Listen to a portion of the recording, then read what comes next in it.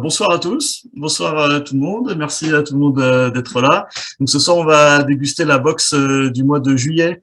On fait un petit rattrapage parce que tout le monde était en vacances, donc on a laissé un peu tout le monde tranquille. Et là on va déguster la box du mois de juillet, dans laquelle on avait un Angostura 7 ans, bon on voit pas du tout à la caméra, un Angostura 7 ans, un Real McCoy 12 ans, on avait une Cachaça Magnifica Soleira et un Spice Rum, c'est le Dupicher Spice Rum. Voilà, donc on va commencer tranquillement avec l'Angostura. Je sais pas si, je pense que la plupart d'entre vous connaissent. C'est un rhum qui est distillé à Trinidad.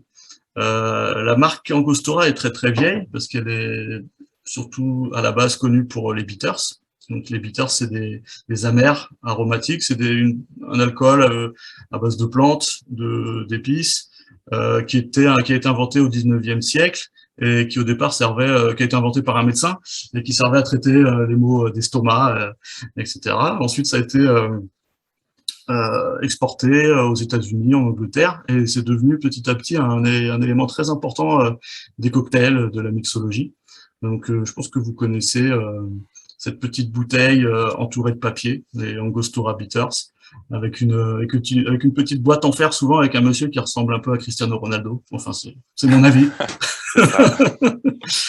Voilà.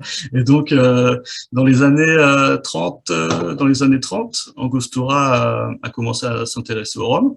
À la base, ils étaient au Venezuela. Angostura, c'est une ville du Venezuela. Et ils ont commencé à s'intéresser au rhum. Ils ont commencé à en acheter, en assembler, en distribuer. Ils distillaient pas encore. Et ils ont monté leur première distillerie dans les années 50 à Trinidad. Ils ont déménagé à Trinidad. Et donc petit à petit, ils se sont diversifiés. Ils sont mis à faire beaucoup plus de rhum. Et aujourd'hui, il y a la marque Angostura, donc qui est très très connue, qui a énormément de références. Il y a le 1919 par exemple, qui est très connu, le 1819 aussi, il me semble. Et là aujourd'hui, on 24, je crois. a pardon, 1824. 1824. Et Ouais, il y a celui même t'as un sans doute raison. 1700 aussi, 1787 peut-être, j'ai un doute. Ouais. D'accord. Oui, il y a une gamme assez étendue hein, chez Angostura. Et là aujourd'hui, on goûte un rhum de 7 ans. C'est des rhums de mélasse. Qui nous viennent de donc la distillerie, enfin le groupe auquel appartient la distillerie, c'est Trinidad Distillers Limited.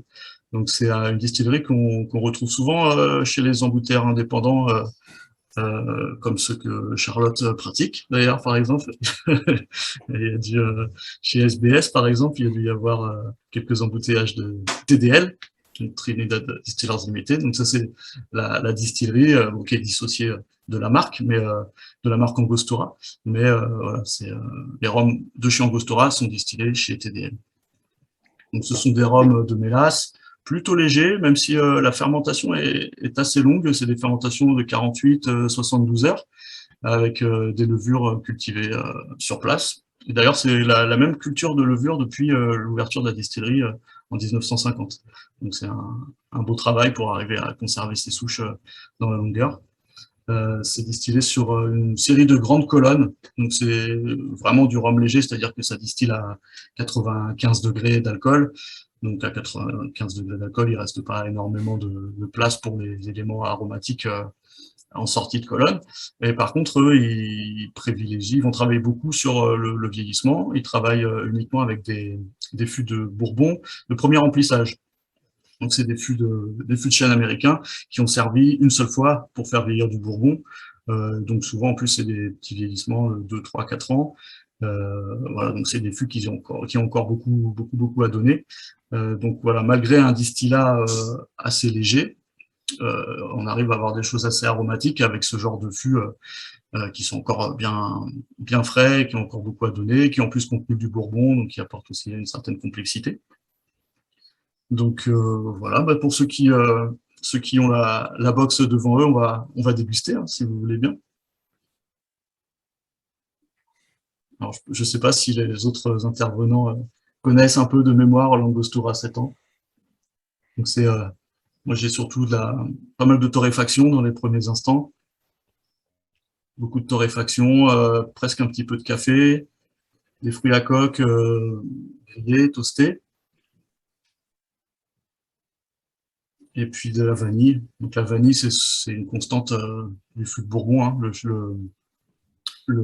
fût de chêne américain est très riche en vanilline et on va brûler l'intérieur des fûts pour exprimer justement au maximum cette vanilline, entre autres, hein, parce que brûler l'intérieur du fût, ça sert aussi à faire une sorte de filtration et puis à caraméliser les sucres présents dans le bois. Et ça, voilà, ça extrait beaucoup de vanilline qui se retrouve forcément dans le rhum. Donc quand vous avez des rhums vieillis en fût de Bourbon, parfois vous avez un fort arôme de vanille, c'est pas de la vanille ajoutée, c'est de la vanille qui vient du bois. Donc c'est des fois assez étonnant, mais voilà, c'est pas forcément de l'arôme ajouté. Ça existe, hein, les arômes ajoutés, Oui. mais souvent avec des fûts de Bourbon, c'est assez facile d'obtenir de la vanille. Avec le fût de Bourbon, on n'a pas trop besoin de tricher là-dessus. Donc voilà. Là, pour la torréfaction s'en va un petit peu avec le temps, je trouve, et on a des notes plus gourmandes, d'épices douces, un peu mielées, un peu briochées. On sent quand même un corps assez léger avec un distillat avec des notes un peu éthérées, un peu florales comme ça. Il y a une jolie couleur dorée, en tout cas, je trouve. Ouais. Tu l'as aussi avec toi, François, du coup? Oui, oui, oui, j'ai la box et Ah, super. ouais, bon, je l'ai déjà goûté, donc il y a la rétro-olfaction qui joue, mais Mm. en bouche, j'ai aussi un côté assez quand même fruité et même limite un peu floral, quoi. Ok, Et à la première impression, j'avais même un petit côté un peu pêche qui me rappellerait New Grove, tu vois, par exemple. d'accord, je vois le genre. Et bien sûr, il y a le côté classique, voilà, Bourbon, la vanille, les épices, voilà, bien sûr. Ouais, un peu la note coco grillée aussi, qui est Mm. un classique du genre.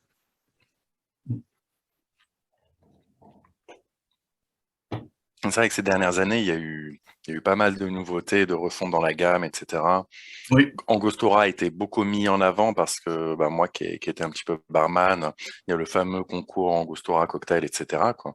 Mhm. Et bah, c'est notamment un barman français en France qui a fait brand. Enfin, non, il est pas français à la base, mais Pedro qui a fait brand ambassadeur pour Angostura, là, 2-3 ans. Je crois que ça a changé récemment. C'est dommage qu'il soit pas là ce soir. Ok. Mais voilà, ouais, c'est vrai que Angostura, ça reste un grand classique en termes de rhum, quand même. Ouais. Ouais, ouais.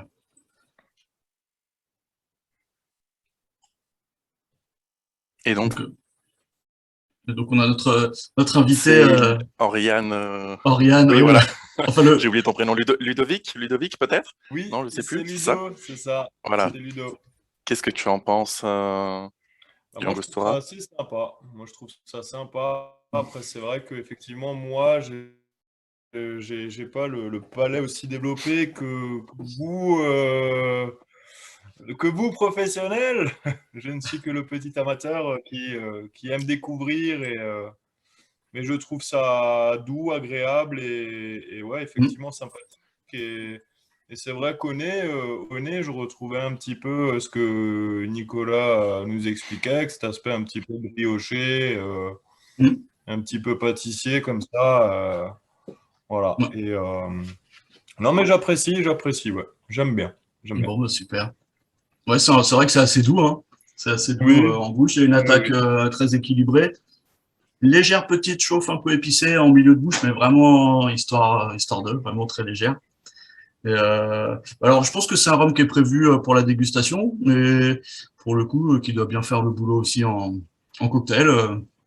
François, je pense que voilà, tu es plus spécialiste que moi, mais je me verrais bien faire un old fashion avec ça assez facilement, quoi. En rajoutant un petit Ouais, bah, bitter il y à en a qui l'orange, par font. exemple, ou quelque chose comme ça. Oh, bah, il y en a qui font des old fashion ou Skeldon 78, donc on peut Bah tout faire, voilà, hein. Après, ça dépend de ton budget, hein. Bon, c'est ça. mais Ah, je veux bien goûter si tu fais ça chez toi, je sais pas, tu me diras. moi j'ai que la bouteille vide, donc je sais pas. Ok, non, ouais, bah c'est sympathique. Après, je sais pas si j'arriverais à attribuer quand même un peu une identité vraiment à la distillerie.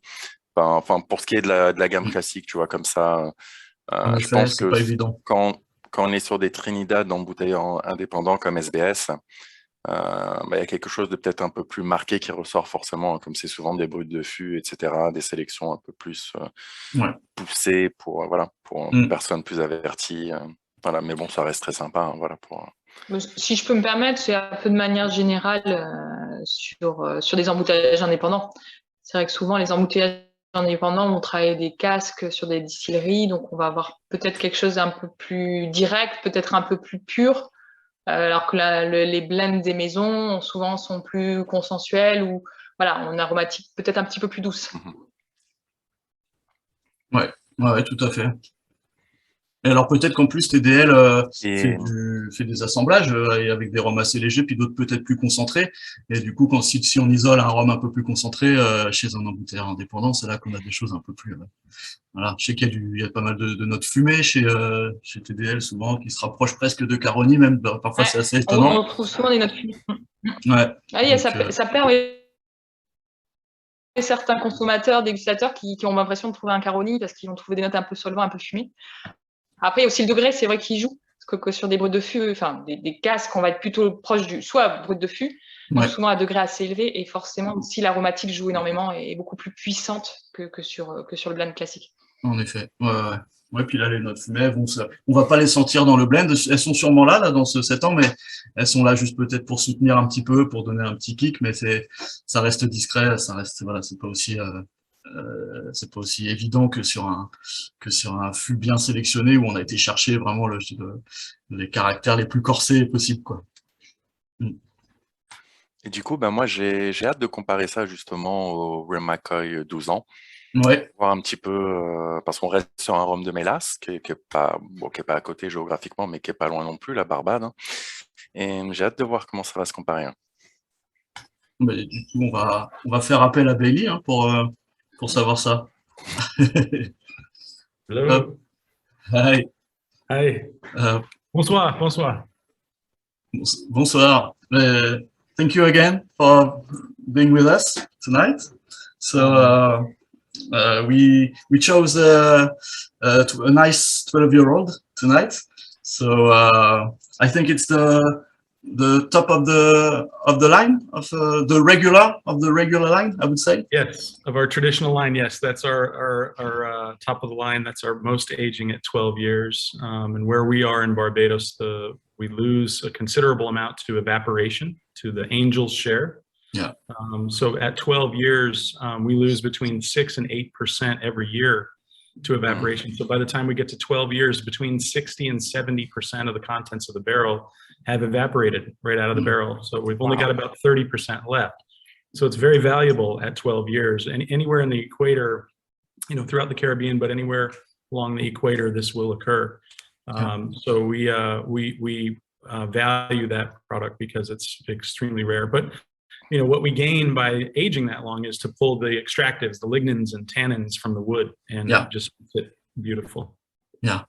So on the previous one we were talking about bourbon barrels and all the vanilla notes and the coconut sometimes notes that they can give, and I think that's something which is common with the Real McCoy.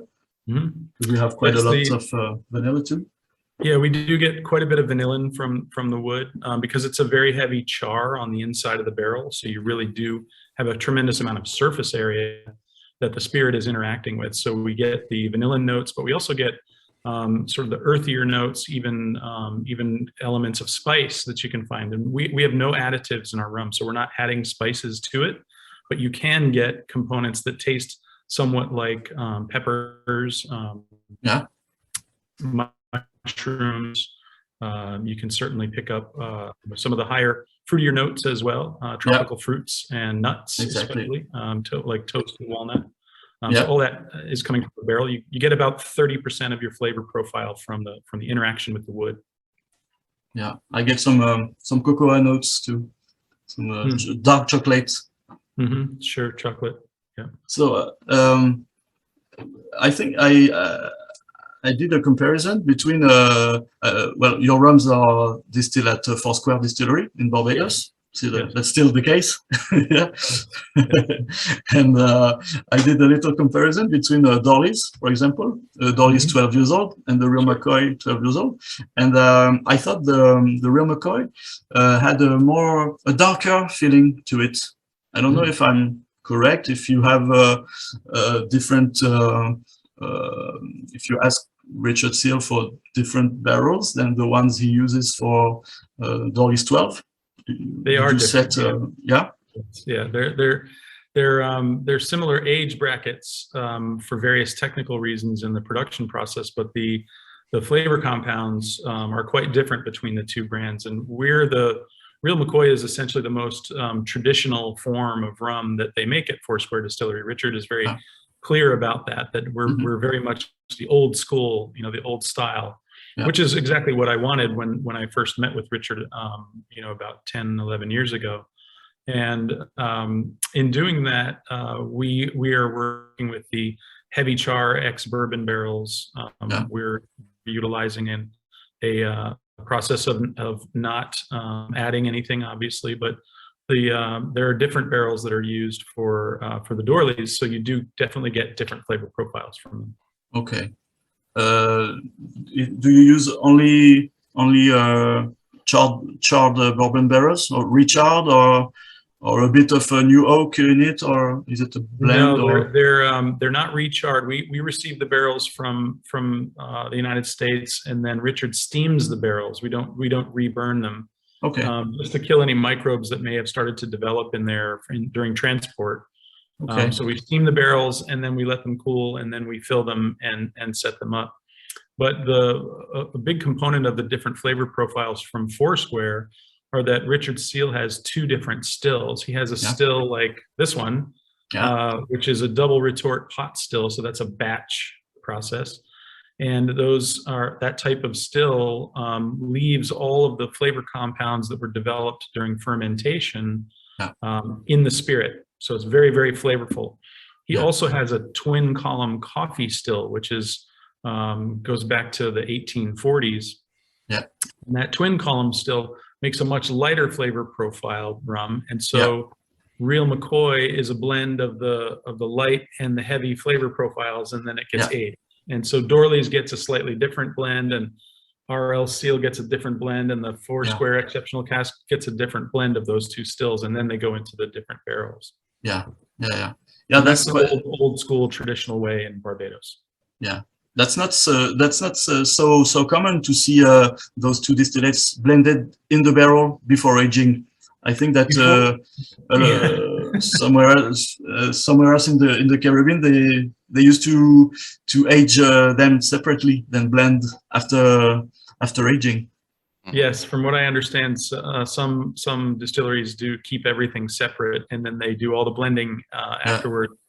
And I think that in Richard's case, he's doing it beforehand because it makes more sense from a flavor profile perspective, that he's developing something that he knows what zone these barrels are going to be in terms of their flavor profile by doing the blend. So to make Real McCoy, there's never Real McCoy existing in any one barrel at any time. You can't say, I want that barrel, that's Real McCoy. This is Real McCoy. It's not. He's got barrels with lots of pot still in them and very little of the column still. And then he's got other barrels that are very little pot still and mostly column still. And those all get aged like that. And then he brings them all back in and blends them.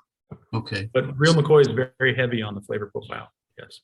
Yeah. So I guess it has maybe a little bit more pot than column in the blend. I don't know if you can reveal something like that. It's got one of the highest, if not the highest amount of pot still in any of the blends that Richard makes. Yeah. Okay. Other than his 100% pot still, obviously. Yeah. Which are quite rare, I believe. Yes. Yeah. I think only Luca succeeded to get a cask of 100% pot still. Yeah, he doesn't release those. Yeah. Those are for Richard. Sure. So, can you tell us a little about the brand, the Real McCoy brand? Yes, so I'm a filmmaker. I write and direct movies, and so I was making a film about Bill McCoy and the rum runners of the Prohibition era. It was a documentary television show for PBS and BBC, and it was while I was making that film that I came up with the idea to start the rum company. So Bill McCoy was the first of the rum runners during Prohibition. So he was the very first person when Prohibition began in America to fill up a boat full of rum down in the Caribbean and sail it up to New York City. And he acted as a floating liquor store 3 miles offshore, which in 1920 was not illegal. That was international waters back then. So he could just stand out there and there's nothing the police could do. And every night, hundreds of boats would come out from New York City and they would fill up all their boats and buy all the rum. And then it looked like a scene from the Serengeti Plain in Africa where there would be like 100 wildebeests and one lion, and that was 100 boats full of rum and one Coast Guard ship. And then they'd all go to shore and whoever was slowest would get arrested by the Coast Guard and everybody else would go have a party. So it was sure a very interesting time. That was crazy. So was it at first only American brand? Or was it in Europe, in the Caribbean, from the beginning? We came when we first started the brand. We first started selling in 2013. Richard and I had met in 2009, and we started aging the rum before we sold it. Okay. So we didn't sell anything till 2013. So we launched with our 5-year aged rum. Yeah. And I think in 2014 was our first trip over to the UK for the UK Rum Festival. Okay. And then later we went to Paris and we've been in France for a while. And so because of the internet and because of the global nature of rum, we became an international brand very quickly. And now the Real McCoy is the largest volume rum that Richard Seale makes worldwide. And we sell in all 50 states in the US, and we're now in 19 countries internationally. Great. Yeah, it's fun. Yeah, I don't know why at the beginning I thought it was a US brand and that some people in the Caribbean or Europe had a taste of it and wanted to wanted some of their rum too. But yeah, okay. Yeah, we kind of always have been international, and that's been really lovely because we've made so many friends around the world. One of my first apprenticeships was very short, but it was at Rum Clément in Martinique, where I learned about rum agricole production and the AOC regulations. I also spent some time with Rum Nissan in Martinique with Gregory Vernant at Nissan and learned quite a bit from them. And then started apprenticing with Richard Seale, which has been now 9 years with Richard.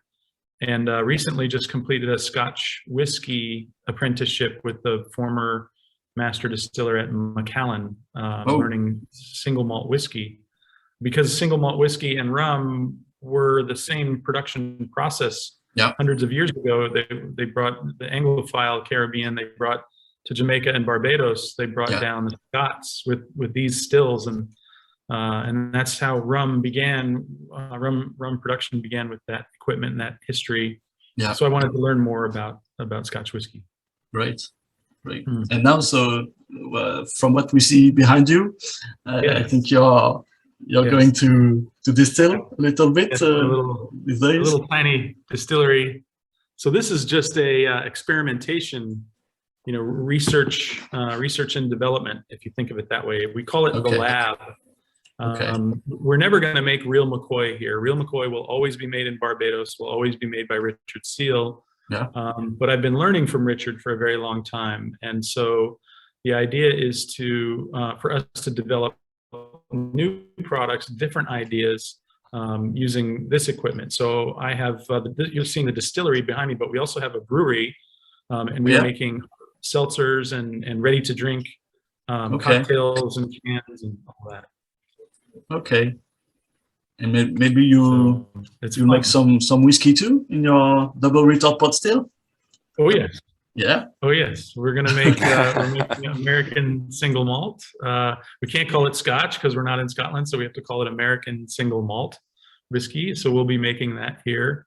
We'll also be playing with Genevers. The early form of gin was called Genever, as I'm sure you guys know, and began in the Netherlands and Belgium. And we're not in those territories, so we can't call it Genever. So we'll still call it gin, but essentially it'll be Genever, which means that it will use a rum base or a whiskey base instead of vodka, because vodka didn't, no one was making what is known today as vodka, which is a neutral spirit. Yes, neutral vodka. The device to make that wasn't even invented until 1930. So 400 years ago, they were making gin with a whiskey base or a rum base. And so that's what we'll be doing. Great. Yeah. Great. Lots of fun. Are there other people who make whiskey in a double retort pot still? Because I believe it's very Caribbean. I don't know of any. Yeah. In fact, that still is the only one of its kind in North America, because we've made several modifications to the still. So it's going to behave very differently than most of the stills you'll find down in the Caribbean. And it's got its own unique attributes. So it'll be very interesting to see how this turns out. And as I had mentioned earlier, this is a scale model of what we want to build. So that's a 300 liter still, and what we're going to build is a 3,000 liter still. Yeah. And basically the whole place scales up 10 times as big as that. But first we want to develop the recipes and perfect everything, perfect the processes, so that we know that we love the product before we, if you start with a 3,000 liter still and you don't like how it turns out, you're throwing away 3,000 liters. It seems ridiculous. So I went with the small process, and this is just lots of fun. All my friends come over and we watch football games and make spirits and beer, and so there's kind of a lifestyle to it that we enjoy. But for the most part, it'll be a wonderful research center. And so for you guys, for example, in the future, I can make a custom batch, a single barrel only for you. And no one else in the world will have that, because I have now 6 different types of wooden barrels. I've got cognac barrels, Madeira, sherry, port. I've got whiskey, bourbon, I've got virgin oak. So we'll be able to play with lots of different concepts and then have single barrels that we can make available to people. So we're hoping to bring some of that to Europe in the future. I say absolutely. Definitely. And if anybody's coming to New York or Boston, I'm right in between New York and Boston. So I'm about a 2-hour train from New York City. So if you ever come to New York, let me know and come on up and check it out. We'll let you taste a few things. Yeah, this lab looks really great, really great. Well, think about it, Francois. What do you think? Was very interesting what you were saying about the stills, both Nicholas and you, Bailey, because usually for Scotch whiskey you use a wash still, then a spirit still. So I would be eager to see the still running and try some, I don't know, white dog made with a rum base, etc., whatever. It's definitely very exciting. Yes. I love it. The reason why it's different is these little guys right here. I'm trying to get it on my screen.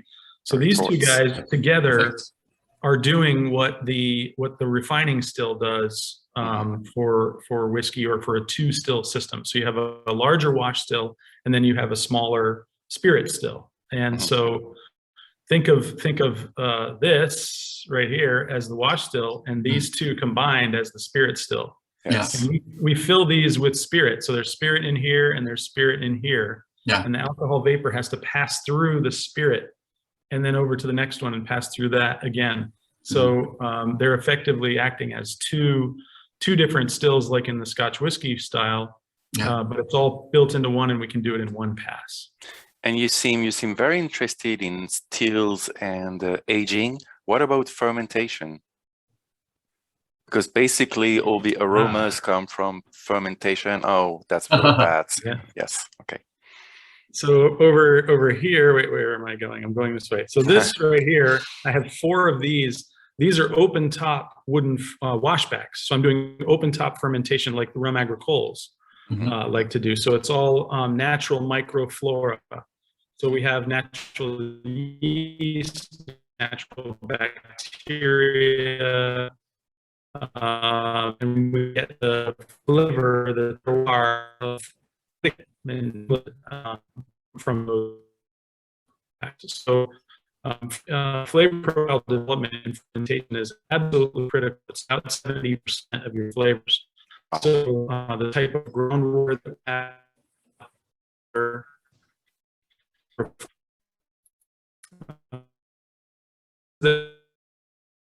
there's a farm here.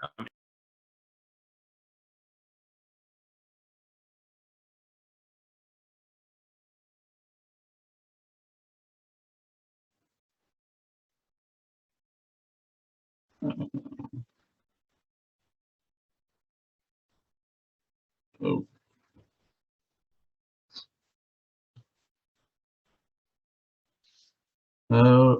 I'm sorry.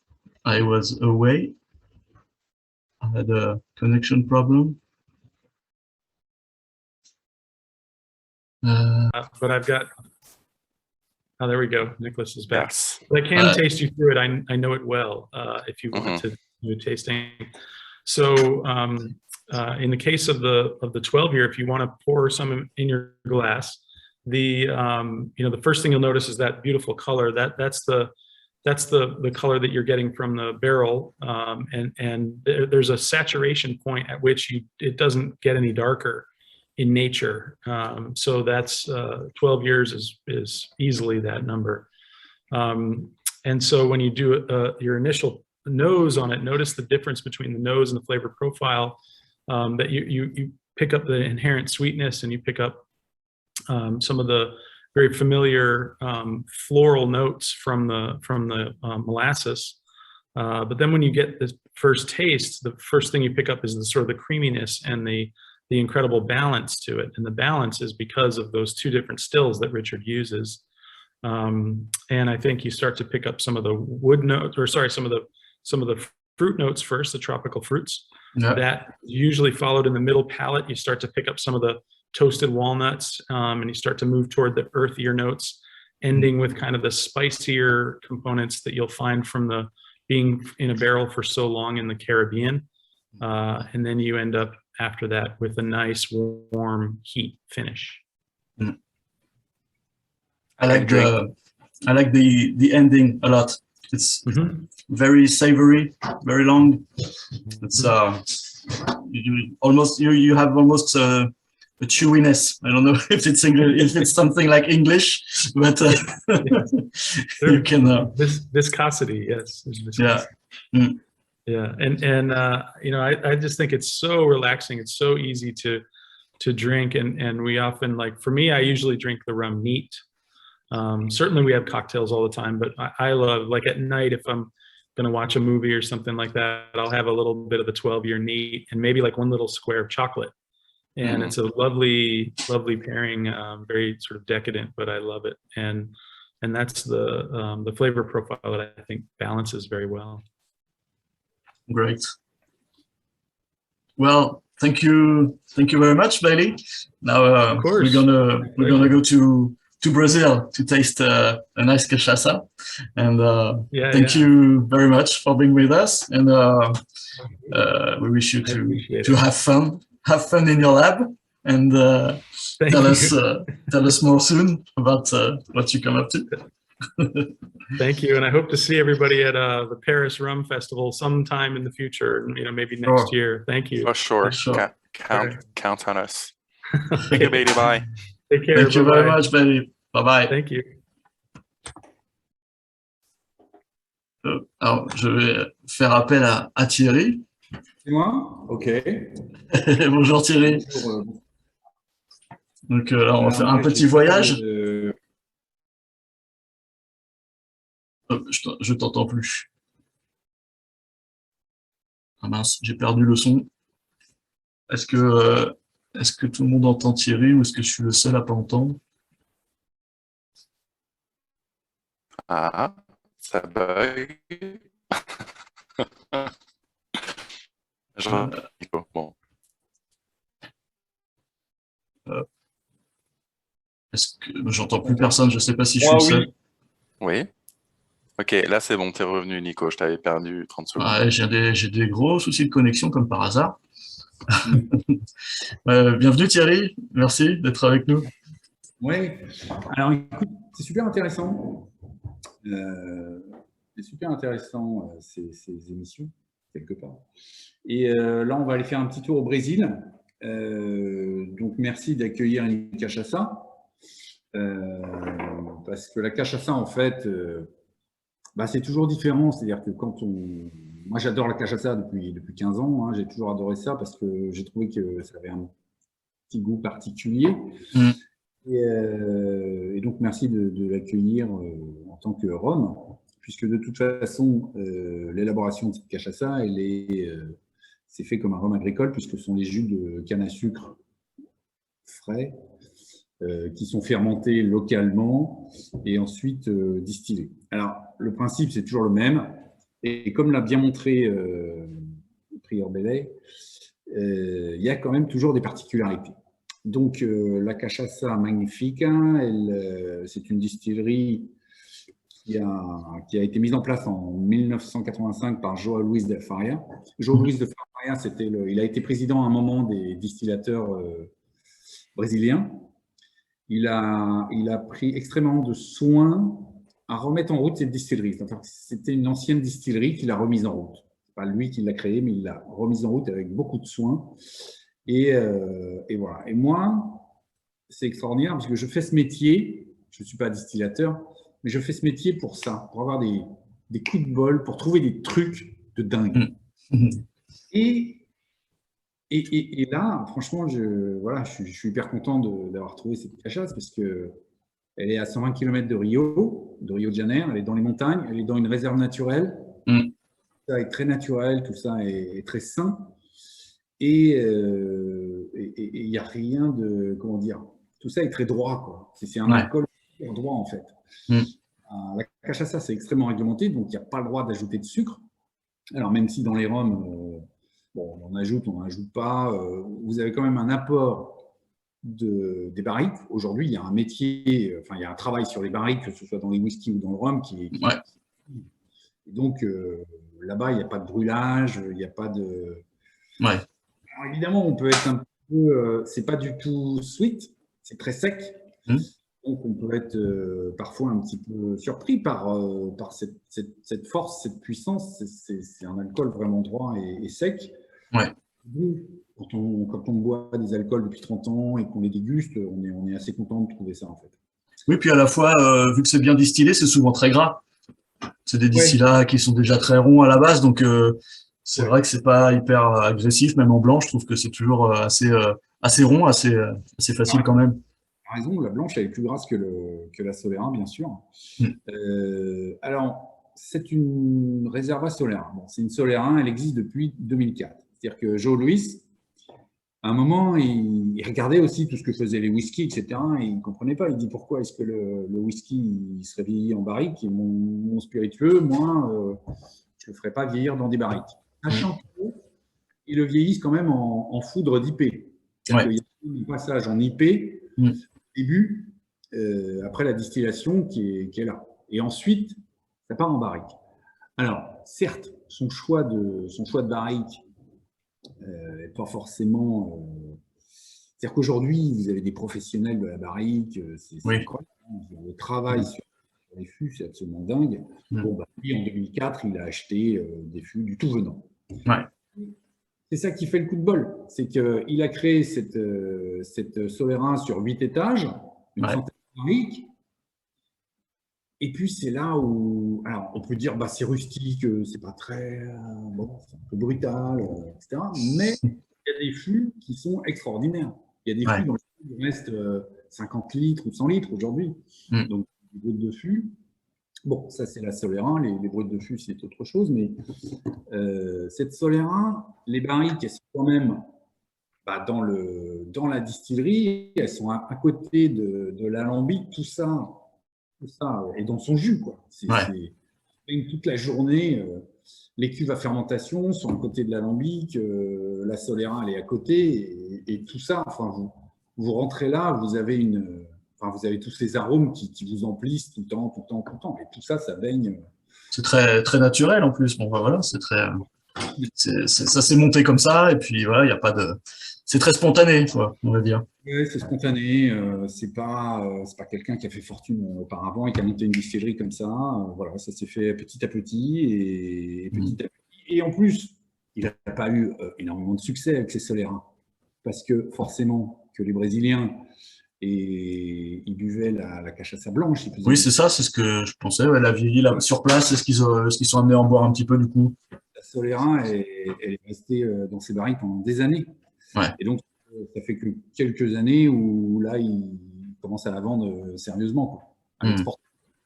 Mais voilà, donc par chance, voilà, c'est resté très longtemps dans les barriques. Alors, je ne dis pas que c'est bien. Je ne dis pas que l'alcool doit rester non plus pendant des années dans des barriques parce que ça finit par prendre un coup de bois. On ne dit pas que plus c'est vieux, mieux c'est. Voilà. Ça, c'est fini, ça.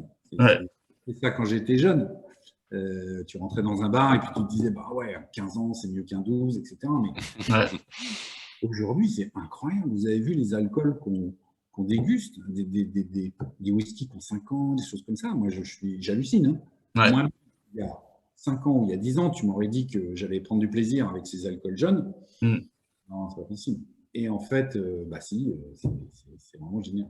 C'est comme tu dis, il y a tellement de progrès qui ont été faits dans la connaissance des fûts. C'est assez incroyable parce qu'ils arrivent à faire à Marie-Galante, par exemple, avec Rome ou au Chénesson, pour rester aussi dans le pur jus, avec des choses de quelques mois, 18, 24 mois, c'est assez fou, quoi. Je pense qu'en effet, ça aurait été inimaginable il y a 10-20 ans. Complètement. Donc, bah voilà, après, quoi vous dire? Oui, bah, la fermentation, elle est locale. Il n'y a aucune levure ajoutée pour démarrer la fermentation, non? C'est tout en cuve ouverte et puis ça démarre? C'est en cuve ouverte et puis ça dure depuis des années, quoi. Tu vois,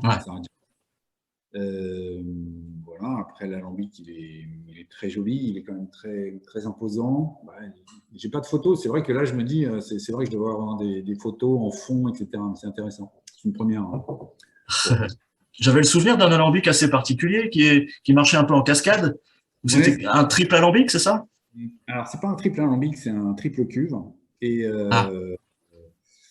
Et donc, effectivement, il est en cascade, quoi. Ça descend comme ça. Et un peu comme Richard qui montrait avant, là. Ouais. Et puis après, il y a deux spirit stills plus petits, etc. C'est un peu comme ça que ça fonctionne. D'accord. Et voilà. Et après, il y a le vieillissement en barrique qui est complètement aléatoire. Hein. Je veux dire, on va pas se voiler la face.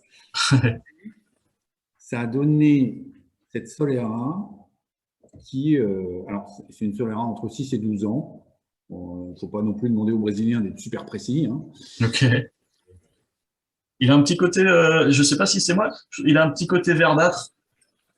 Ouais. Est-ce que c'est juste le disque sur le dessus ou est-ce que c'est le liquide? J'arrive pas vraiment à. Non, c'est le disque sur le dessus, ouais. C'est ça. Tu peux voir ton verre? Moi, je sais pas s'il va passer. Ah, attends, faut que je le mette devant. Voilà. Ah, quoique là, la caméra, il a l'air bien ambré. On voit pas tellement le côté un peu vert. Mais c'est marrant, ça donne un côté. Ça donne un aspect végétal qu'on retrouve quand même un petit peu dans le verre, donc c'est assez cohérent. Ouais. Alors on est loin des deux rhums dont on a parlé précédemment, hein, parce que ça, enfin voilà, tu sens que c'est sec. Oui, c'est vrai. Ouais. Donc au niveau rhum, il y a encore de la puissance. Hein. Il y a la puissance. Ouais. Même bien par le bois, hein, faut pas se cacher. Oui, parce que quand tu compares à la Magnifica, enfin que j'appelle classique, moi, qui est la Bica do Alambic, ça a drôlement calmé ce côté très sauvage. On sent que l'élevage a bien dompté la bête. Exactement. Parce que la Bica do Alambic, je ne me rappelais plus que tu l'avais goûté, mais effectivement, ça c'est cette histoire de l'alambic, il n'y a pas de passage en IP. Ouais. Donc, même pas un petit 6 mois pour se reposer, c'est vraiment tac, direct. Un repos, cuve ouverte, 3 mois. Voilà. Mais ça, du coup, c'est bien. Mais la Magnifica traditionnelle, elle est aussi très puissante. Elle est très utilisée. Après, une fois qu'on a ça, au début, j'ai quelques consommateurs ou clients qui m'ont dit waouh, elle est quand même très puissante. Ouais. Et on a l'impression qu'elle fait plus de degrés que 40. Et en fait, une fois que tu aimes ça, voilà. Ouais. Et c'est vrai que je trouve aussi que les consommateurs ont pas mal évolué. C'est-à-dire qu'aujourd'hui, les gens, ils veulent quand même des choses assez puissantes. Et, voilà. Et c'est vrai que dans les salons, on leur fait boire de plus en plus de brut de fût, des choses comme ça. Ouais. Enfin, moi, je trouve, on en reparlera une autre fois, mais je trouve ça un peu limite quand même de boire des choses aussi fortes. Ah, c'est sûr qu'on a du mal. Il faudrait. Alors moi, je suis un partisan de revenir un petit peu aux assemblages et de revenir à des choses buvables, c'est-à-dire voilà, où on intellectualise peut-être un peu moins et puis juste on s'intéresse plus à la sensation et puis au plaisir simple. Ouais, 200% d'accord. Parce que quand ça devient des performances et oui, on a atteint des extrêmes là, quand même. Même si, voilà, parfois c'est vrai que ça s'exprime mieux en brut de fût et puis c'est comme ça, mais c'est pas systématique, quoi. Non, pas systématique. Il y en a une que j'aime aussi dans la gamme de Magnifica, c'est la Envejecida, qui elle vieillit en fût de Bourbon, c'est ça, hein? Alors l'Envejecida, donc elle passe 2 ans en foudre d'IP, Ouais. comme la tradition, et ensuite elle passe 2 ans en fût de Bourbon. Ok, c'est ça. Je trouve que celle-là, pour le coup, elle peut un petit peu réconcilier ceux qui connaissent pas trop la cachaça, puis qui ont envie d'avoir un petit goût un peu rassurant qui se rapproche des rhums un peu classiques qu'on connaît. C'est rassurant en fait. C'est rassurant. Mm. On peut faire en cocktail, elle est très intéressante aussi. Ça permet de faire des très bons old fashion, des twists de Manhattan, des choses comme ça. C'est vrai que c'est super à utiliser en cocktail aussi. Même la solaire, il faut la respecter, tu vois, gentiment. Oui. Faut la mélanger avec des choses un peu subtiles, je sais pas, du fino, des choses comme ça. Et puis, ouais. Ou même en Mai Tai, je pense que ça peut bien passer. Bon, je laisse François parler sur les cocktails parce que moi, je suis le noob complet. Non, mais tu t'y mets bien au cocktail. On a vu ça cet après-midi ensemble, donc voilà, tu vas bientôt me remplacer. Ouais, mais moi, j'ai une question, Thierry. Tu parles de fût d'IP là depuis tout à l'heure, mais ça me parle pas vraiment. C'est quoi? C'est un bois brésilien? C'est un bois brésilien en fait. C'est un bois brésilien qui est très très dur et du coup qui donne pas tellement de couleur. C'est pour ça que la Magnifica traditionnelle, après 2 ans de passage en foudre, elle reste, elle est jaune paille quoi. Ça colore pas comme les barriques. Voilà. Et c'est un bois qui est très dur, qui est utilisé par pratiquement tout le monde là-bas. Et voilà. Après, vous avez d'autres bois. Moi, j'ai eu la chance, il y a 15 ans, en fait, d'acheter des cachassas qui étaient vieillis en fût de Jequitiba, en fût de plein de choses. Et ces bois ont été interdits maintenant. Ça a été interdit d'utiliser ces bois. Ah mince. Et voilà. Mais ça recommence parce qu'ils ont refait un peu d'élevage de bois, mais spécialement destiné pour ça. Donc, il y a une... D'accord. Et ça revient un peu. Même l'Angurana a été interdit aussi? L'Angurana, est-ce qu'il a été interdit? Parce que je l'aime bien celui-ci, moi. Moi aussi, ouais. Avec ses notes de tonka très, très prononcées, c'est fou. C'est un bois qui est fou. Et d'ailleurs, la première cachaça que j'avais importée, c'était du fût d'Angurana. Je m'étais focalisé là-dessus, parce qu'évidemment, je voulais me distinguer des cachaças traditionnelles blanches, 38, 40 degrés, etc. Et donc, j'avais commencé par ça. J'avais ramené de l'Angurana. Et voilà. Mais j'ai rarement l'occasion, moi, le cocktail que je me fais le plus souvent à la maison, pas un peu moins cette dernière année, mais c'est une caipirinha. Et très souvent, j'utilise 2 cachaças qu'on trouve assez facilement, Abeya et Ingenio d'Avertente. Voilà. Et je goûte rarement des cachaças vieillis. Et souvent, j'ai tendance à être un peu déçu. Mais alors là, franchement, je la trouve excellente, quoi. Et je la trouve pas si sec que ça. Moi, bizarrement, je je la trouve assez ronde, je sais pas. Ça me plaît beaucoup. Et je sais pas si c'est parce que tu as évoqué le vert tout à l'heure, Nico, mais j'ai l'impression d'avoir quand même une bouche et une finale assez fraîche. Bien Et, sûr. et Ah je oui, oui. cherchais dans ma tête, et quelque part, c'est peut-être bizarre de dire ça, mais j'étais quelque part entre du haricot vert et du fenouil. Un côté, je sais pas, très Mhm. frais qui me restait, je sais pas. Ok. Mais vraiment, ça me plaît beaucoup en tout cas. Haricot vert, je sais pas, mais. Oui, juste à peine cuit. Je vois ce que tu veux dire, François, c'est marrant. Ouais, ouais. Vraiment le truc à peine cuit à la vapeur. Oui, ouais, Ouais. voilà, exactement. Je suis d'accord. Ah ouais. C'est rigolo. Qu'est-ce que tu disais? Oui, tu as été agréablement surpris. Oui, parce qu'en fait, tous les alcools, des fois, enfin, il y a des alcools tels que le mezcal ou des choses comme ça, ils sont atténués par un barrique en fait. Et ça perd du style, etc. Mais là, encore une fois, c'est très joli. Et, moi, j'ai goûté à l'aveugle en comparatif avec des rhums des années 99, 2000. Voilà, c'est bien. Franchement, ça tient la route. Ah, ça tient la route complètement. Ah ouais, ouais. Moi, bon, j'insiste encore sur la Bicado alambiquée que je trouve incroyable. En blanc, je sais pas si tu avais goûté ça, François, c'est complètement fou. Non, C'est j'ai pas incroyable. goûté. Ouais, Je goûte ça. complètement dingue. Il faudra que je te la mette à l'aveugle un jour pour te surprendre parce que c'est comme ça qu'on me l'a fait goûter. Et j'ai cru que j'ai cru qu'on était parti sur les clairins, sur un truc complètement barré. Et quand on m'a dit que c'était une cachaça, j'ai tombé le cul par terre. C'était incroyable. Merci beaucoup Thierry. On va bientôt accueillir Charlotte pour aller faire un tour à Barbade et à la Jamaïque pour un blend du Picher. Exactement. Et bah, à bientôt Thierry, au plaisir avec Magnifica. Bonne soirée à toi. Merci beaucoup. Hop. Voilà. Coucou Charlotte. Bonsoir. Bienvenue. Merci de m'accueillir. Super, Bah, très heureuse d'être avec avec vous. grand plaisir. Donc Donc, la maison Milad, c'est un distributeur français nous, on de est spiritueux. distributeur. Exactement, on est basé à côté de Bordeaux. Et ça fait maintenant 7 ans qu'on est dans l'univers principalement rhum, mais aussi on distribue aussi des whisky, des pisco, mezcal, voilà, du gin. Et la petite histoire, c'est qu'en fait, on est viticulteur à l'origine. Voilà.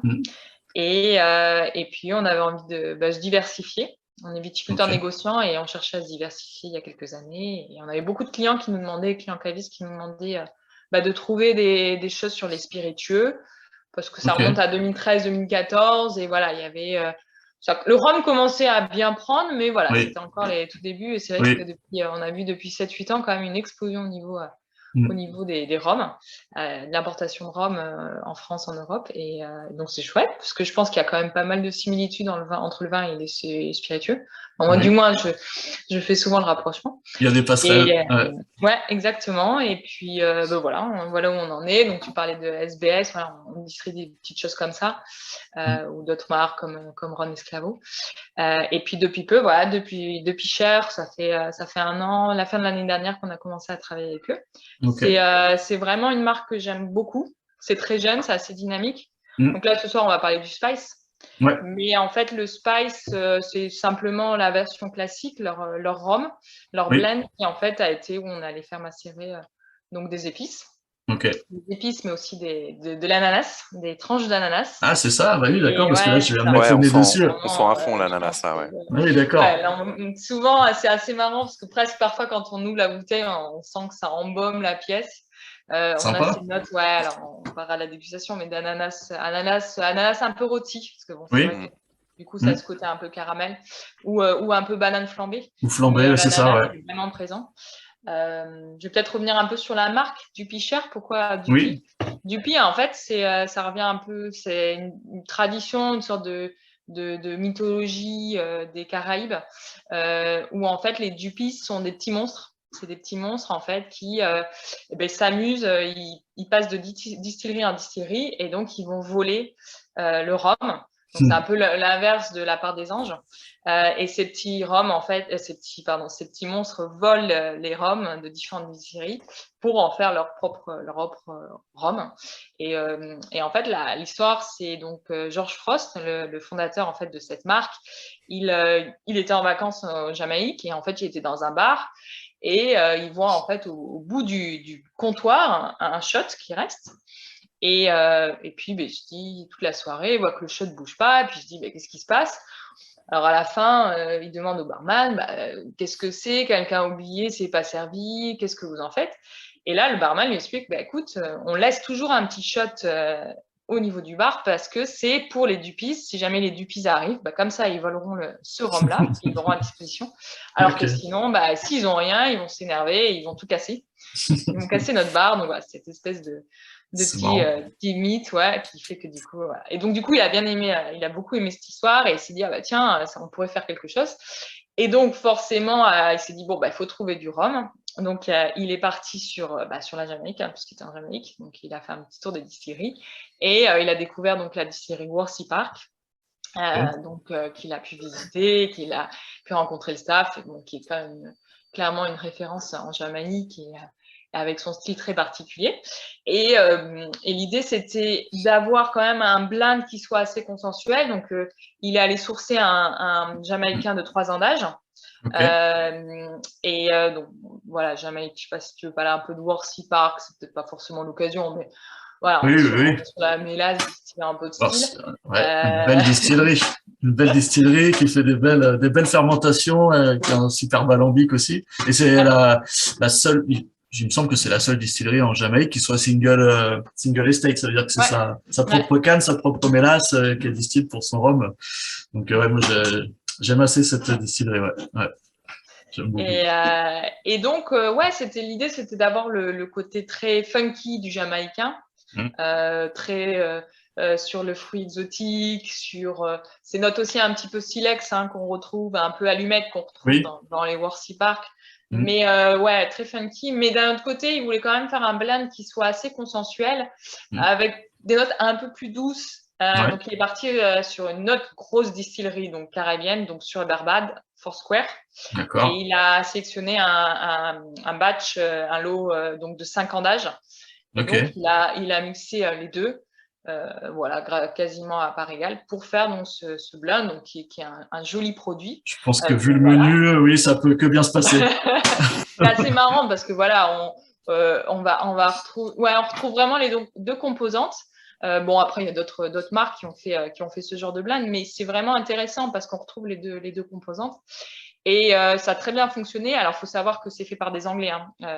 George Frost, il est anglais. Et l'idée, c'était aussi quelque chose qui est en rapport avec la culture anglaise. Les anglo-saxons sont très portés sur le cocktail. Je pense beaucoup plus que chez nous, même si François il travaille. Produit cocktail ici et essaie d'initier un petit peu tout le monde. Mais oui, en effet, les Anglais sont vraiment, par rapport à nous, je pense que les Français ont vraiment cette culture du cocktail. Et donc, c'était aussi dans cette idée d'avoir un produit qui peut se boire seul, mais vraiment qu'on peut aller travailler en cocktail. Et en fait, rapidement, ils sont partis sur cette version spice, cette version spicy. Macération d'ananas. Ensuite, ils ont ajouté des noix de cola. Alors, on le retrouve un petit peu, ces notes de cola. Donc, les noix de cola, je ne sais pas si tout le monde connaît, mais c'est un arbre. C'est là où on va récupérer les feuilles de coca. Et aussi, c'est ce qu'on utilisait dans la recette traditionnelle du Coca-Cola, en fait. Il y avait des feuilles de cola, mais je crois qu'il y avait aussi des noix de cola. Et en fait, c'est une boisson alcoolisée. Tout ça, c'était fermenté.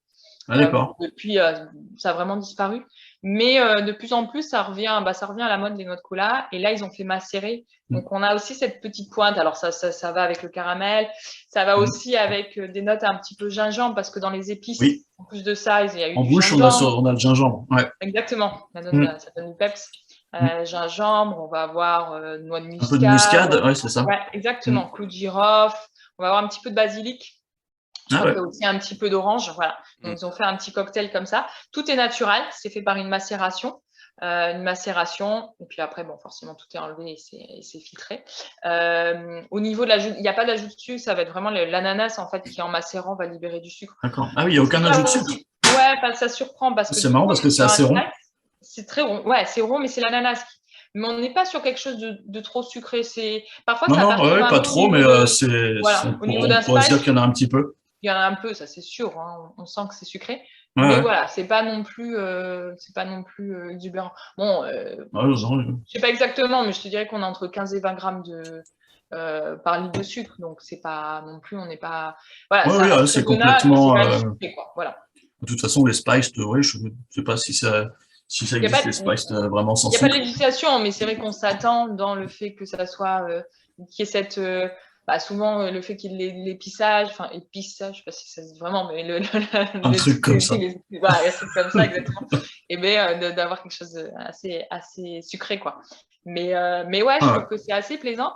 Et l'idée aussi, c'est que ça revient toujours un peu au cocktail. Je ramène ça aussi au cocktail parce que clairement, comme c'est fait par des Anglais, c'était justement de travailler un produit, enfin de retravailler un produit, un rhum, qui soit un peu une base qu'on peut rapidement les faire en cocktail, qu'on les travaille en cocktail. Voilà. Rallonger avec du tonic, simplement, ou avec un ginger ale, ou tu peux facilement faire une pina colada avec. Oui, c'est ce que je me disais, oui, c'est ça. C'est ce que j'allais te demander. Est-ce que c'est un peu prévu pour la pina colada où on a déjà l'ananas? Ouais, exactement. Ou le daiquiri, en fait, hein, simplement. Et qui, du coup, vont donner tout de suite quelque chose d'un peu plus punchy. Ouais. Okay. Donc, voilà. Et puis, si on devait le comparer, c'est vrai que ça se rapproche un petit peu du pineapple de plantation. C'est vrai que, voilà, après, parce que, voilà, on a cet ananas qui est quand même vachement présent et c'est vrai. Qui est là, quoi. Alors, je me tourne vers François, notre spécialiste maison du cocktail. Est-ce que tu verrais ça, toi, avec un petit peu d'eau de coco ou quelque chose comme ça? Moi, je pensais à ça. Ouais, carrément, mais j'ai envie de dire, de l'ananas, tu peux en mettre n'importe où, en fait. Hein. Ananas rhum, c'est quelque chose qui marche. Et il y a tellement de choses qui vont avec l'ananas. Hein. Tu vois, par exemple, même un cocktail avec du basilic, vu qu'il y avait le petit côté basilic. Ananas basilic, ça marcherait très bien, tu vois. Mais j'ai un petit peu de ginger ale à la maison, donc je vais tester tout à l'heure avec du ginger ale. Mais en tout cas, c'est sûr que voilà, ça se boit hyper facilement. J'avais pas jusqu'à dire que c'est traître, parce qu'on sait que c'est un spice, donc on sait que c'est facile à boire, etc. Mais oui, on peut boire, on se fait une sacrée soirée cocktail, quoi, avec ça. Et je suis étonné, je pense que dans l'esprit, peut-être des personnes un peu pointues dans le monde du rhum, ils vont souvent considérer qu'un spiced rhum, c'est un produit, un peu un sous-produit. C'est un peu le parent pauvre du rhum, que c'est pas terrible, c'est saucé, c'est ceci, c'est cela, c'est pas bien. Alors que je trouve que ces dernières années, on a de plus en plus de spiced rhum de qualité. Et je trouve que justement, du Picher, la version spiced, est vraiment un spiced qu'on peut utiliser voilà, avec plaisir pour les cocktails, etc. On peut faire beaucoup de choses. Oui, puis c'est juste une catégorie à part. C'est à considérer tel quel. Je crois qu'il y a eu un malentendu à un moment donné où on mélangeait un peu, il y a souvent le Kraken qui revenait dans les rhums de dégustation et tout ça. Ouais. Et les gens faisaient cette erreur de penser que c'était un rhum de déguste. Alors, forcément, ils se faisaient un petit peu tomber sur le dos et tout, mais c'est juste qu'il faut savoir, il faut peut-être encore une fois éduquer un petit peu le consommateur, voilà, pour lui expliquer que les spices et les rhums de déguste, c'est vraiment deux grandes familles et que forcément, on va pas apprécier du Picher spiced comme ça dans un petit verre tulipe. On va pas mettre des heures à le boire au coin du feu. C'est pas du tout fait pour ça. C'est un peu plus fait pour s'amuser, quoi. Bien que je. La marque. Oui, c'est ça. En plus, oui, c'est ça. C'est vraiment fait pour être accessible, j'imagine, un peu fun, quoi. Ouais, après, je pense que c'est aussi une sorte de culture. C'est vrai qu'encore une fois, je ramène ça aux Anglais, mais ouais, l'idée, c'était aussi d'avoir quelque chose un peu plus prêt à boire, en fait, que le rhum classique. Mais comme tu dis, en effet, on peut le déguster, siroter. Enfin, nous, on aime beaucoup, ça, c'est notre côté très français, que ça vienne des spiritueux, ça vient aussi du vin. Mais voilà, de passer un temps vraiment à sentir, à revenir, à déguster. Et parfois, je pense qu'aussi, il faut remonter un peu tout dans son contexte et parfois, il faut juste aussi se faire plaisir. Là, l'avantage, c'est vrai que c'est hyper exubérant. On est sur un produit, voilà, ça pète sur l'ananas, on ne le ment pas. Et voilà, et en effet, je pense qu'il faut aussi, comme tu dis, rééduquer les gens, puis expliquer qu'aussi, chaque chose est dans son contexte. En effet, ça, c'est pas forcément pour des amateurs qui vont chercher, mais on peut se faire très plaisir à l'apéritif. On la rallonge juste, on met un petit glaçon, juste frais, frappé, ça peut être chouette. Ou comme tu disais, François, on le rallonge juste avec un petit peu de ginger ale. Franchement, ou ginger beer, c'est chouette. Voilà, ça fait un joli. Même au dessert, non, pour les gourmands. Sur un gâteau. Exactement. Après, on peut essayer un peu de le faire flamber, hein, pourquoi pas. Bah, écoute, je passe en dernière, donc je suis un peu le dessert hein, c'est ça. de la soirée, mais ouais, carrément. Exactement. Ça, c'est sûr. Mais c'est ça aussi qui est chouette dans l'univers du rhum, je pense. Et que voilà, on a plein de choses qui sont hyper différentes. Voilà, bah, ce soir, c'est clairement, je pense que la soirée, elle a clairement identifié tout ça. C'est ce qu'on aime, c'est ça, le panorama. Que vous présentiez aussi un spice, hein, parce que c'est pas forcément non plus, comme tu dis, parfois on a l'impression que c'est un peu, que c'est pas vraiment un rhum, mais ça n'est pas, en soi, c'est pas un rhum, c'est fait à base de rhum, mais c'est aussi, ça fait partie des choses à faire découvrir aux gens. Ça fait partie de la culture du rhum. Puis je pense qu'aussi les gens qui veulent se mettre au rhum, mais qui ont une certaine appréhension de l'alcool, qui ont une appréhension au niveau du côté sec, ou pas forcément d'être perdu au niveau aromatique, commencer par un produit comme ça est quand même assez facile et il va pouvoir les amener justement à comprendre, éventuellement se dire ah ben tiens, dedans il y a du jamaïcain, il y a du barbade, ah ben tiens, si j'allais essayer du jamaïcain, du barbade ou d'autres. Ouais. Ou même d'aller voir directement le Dupicher classique, qui lui est pour le coup une super porte d'entrée. Ouais, ça c'est chouette, Et puis en plus là, sur la fin d'année, on va sortir un blanc jamaïcain, 100% jamaïcain Worsley Park, et un XO 100% en Foursquare. Donc du coup, ça permettra aussi sur notre gamme, mais après il y a aussi plein d'autres marques qui font des choses chouettes comme ça. Mais voilà, ça permet d'éduquer aussi et de découvrir. C'est ça.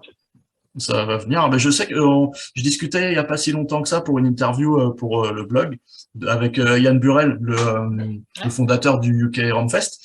Et cette année, pour la première fois, ils ont séparé parce qu'ils ont vu vraiment qu'il y avait deux types de public et qu'ils avaient besoin d'expliquer. La journée, il y a une journée maintenant sur le salon, c'est la première journée, je crois, qui est la journée un peu fiesta, quoi. C'est-à-dire que c'est beaucoup les rhums pour cocktail et énormément de spiced, parce qu'il disait que la catégorie des spiced, alors je sais pas s'il parlait pour le Royaume-Uni ou pour le monde entier. Apparemment, ça explose, ouais. Il disait que la catégorie des spiced est en train d'exploser. Et du coup, il y aura une journée réservée à ça. Et le lendemain, pour ceux qui veulent, ça peut être les mêmes personnes d'ailleurs, il y aura la journée des rhums de dégustation, entre guillemets. C'est vrai que régulièrement avec eux en Angleterre, ils me disent là-bas ça explose le spice. Alors je dis oui, non, c'est pas trop.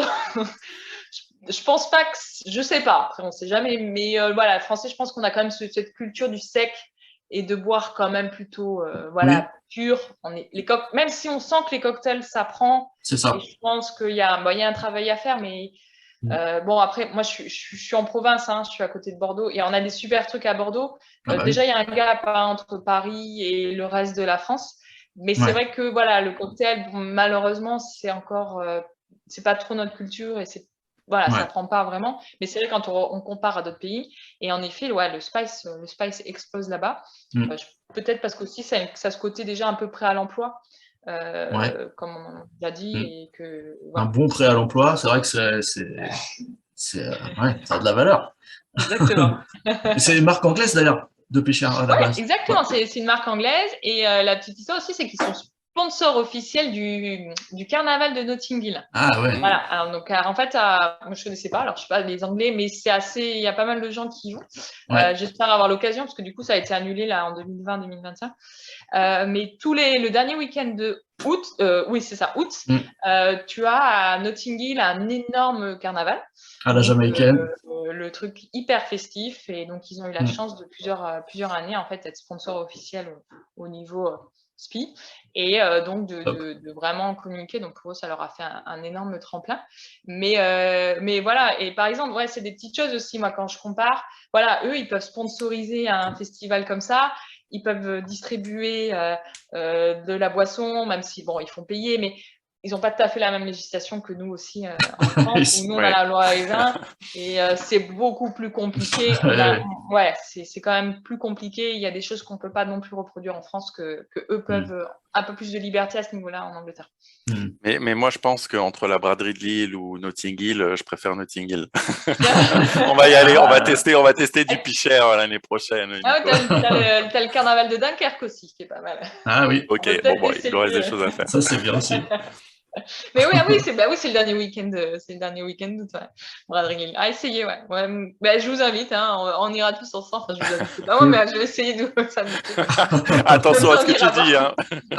Parce que là, moi, c'est enregistré, hein, on a la vidéo, on a tout, voilà. C'est noté, on se recontacte pour la date. Bon, bah, super.